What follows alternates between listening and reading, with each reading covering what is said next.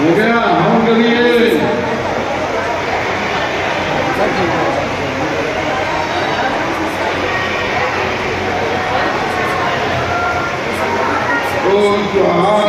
शिक्षा मंडल के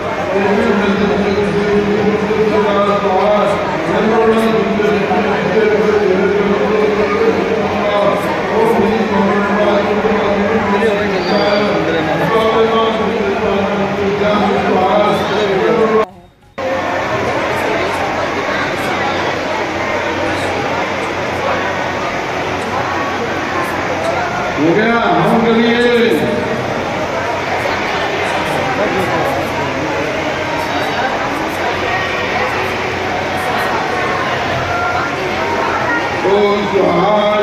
इसके पहले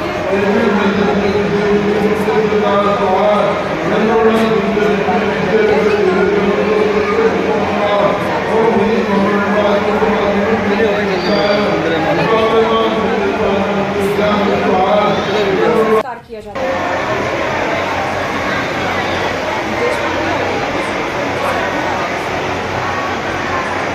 हो गया हम करिए।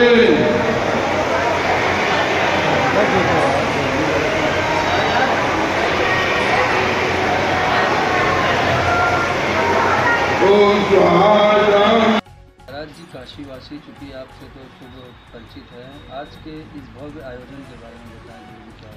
देखिए, ये उपनयन संस्कार हो रहा है, जिसको यज्ञोपवीत संस्कार भी बोलते हैं।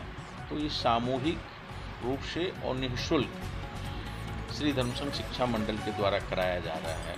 यह आयोजन प्रत्येक वर्ष होता है, जिसमें विप्र बालकों को सबको आमंत्रित हम लोग करते हैं और सैकड़ों की संख्या में विप्र बालक आते हैं और उनका आश्रम के द्वारा संस्कार कराया जाता है। तो वही आयोजन चल रहा है, पूरे कर्मकांड चल रहा है, तो विधि विधान से आयोजन होता है। महाराज जी, ये बालक बनारस के हैं कि बनारस बाहर से भी आते हैं? बनारस के भी हैं, बनारस के बाहर के भी हैं, मध्य प्रदेश के हैं, बिहार के हैं, छत्तीसगढ़ से बच्चे आए हैं, तो दूर दूर से भी बच्चे आए हैं। बनारस के भी हैं, काफ़ी बनारस के भी हैं, लेकिन बाहर के।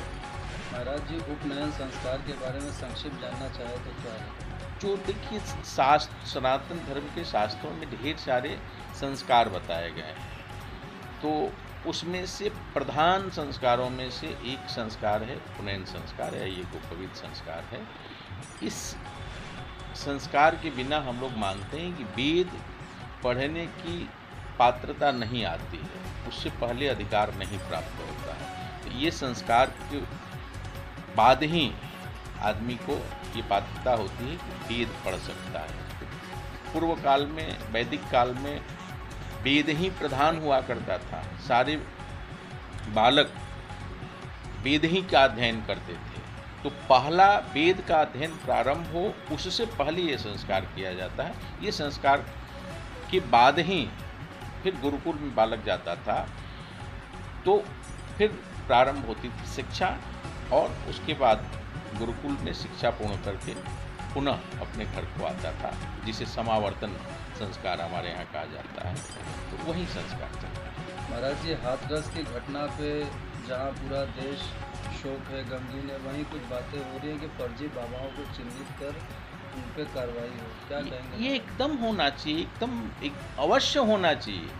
ये तो देर हो गई, लेकिन कोई बात नहीं, जब जगह तब सवेरा वाली बात है कि अब से भी कि स्वयंभू बाबाओं को जो ईश्वर बन के, भगवान बन कर के भोली भाली सनातन धर्मी जनता को ठग रहे हैं, गुमराह कर रहे हैं, तो ये तो एकदम गलत बात है। तो उन पर निश्चित कार्रवाई होना चाहिए, उनको चिन्हित करना चाहिए, उन पर तत्काल कार्रवाई करना चाहिए।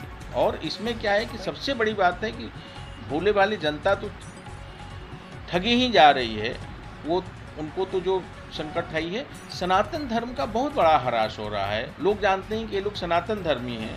जैसे इसी हाथरस वाली घटना की यदि आप बात करें, तो भोले बाबा अपना रख करके वो नाम घूम रहा है, जबकि उसको भोले बाबा से कोई लेना नहीं, वो एकदम नास्तिक व्यक्ति है। सनातन धर्म की किसी परंपराओं से कोई लेना देना नहीं है उसको, बल्कि वो कहता है कि सारे धर्मों को मिटा देना है हमको।